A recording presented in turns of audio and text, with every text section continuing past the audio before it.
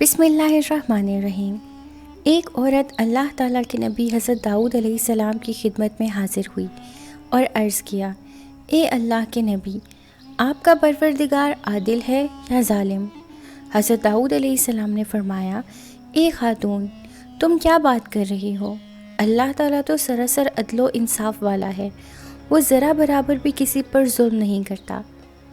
اس سے پوچھا، تم ایسا کیوں کہہ رہی ہو؟ تمہارا قصہ کیا ہے؟ اس عورت نے اپنا قصہ بیان کرنا شروع کیا۔ اے اللہ کے نبی، میں ایک بیوہ عورت ہوں، میری 3 بچیاں ہیں جن کی پرورش میں اپنے ہاتھ سے سوت کاٹ کر کرتی ہوں۔ دن بھر اور بعض اوقات راتوں کو جاگ کر سوت کاٹتی ہوں۔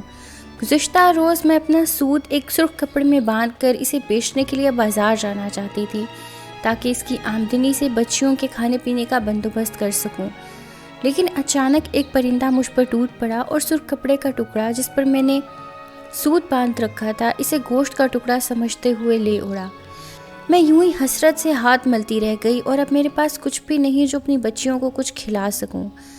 ابھی عورت حضرت داؤد علیہ السلام سے اپنی داستان بیان کر ہی رہی تھی کہ اتنے میں آپ کے دروازے پر دستک ہوئی۔ اللہ تعالیٰ کے نبی حضرت داؤد علیہ السلام نے آنے والے کو گھر میں داخل ہونے کی اجازت دی۔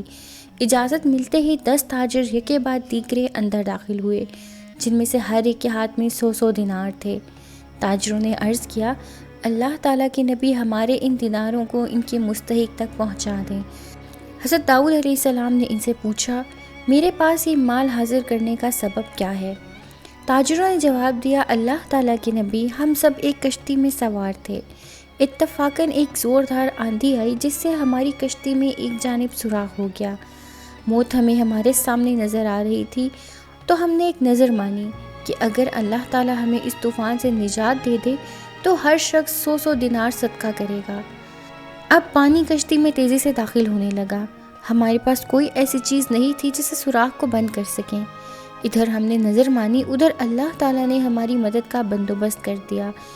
ایک بہت بڑا پرندہ منڈلاتا ہوا کشتی کے اوپر آ گیا، اس کے پنجے میں ایک سرخ رنگ کی پوٹلی تھی، اس نے دیکھتے ہی دیکھتے پوٹلی کشتی میں پھینک دی۔ ہم نے لپک کر اس پوٹلی کو پکڑا، اس میں کاتا ہوا سوت تھا۔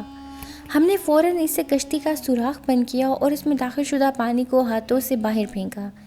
تھوڑی دیر بعد طوفان تھم گیا اور یوں ہم موت کے منہ سے واپس آئے ہیں۔ اب یہ صدقے کی رقم آپ کے ہاتھوں میں ہے، آپ جسے چاہیں اسے دے دیں۔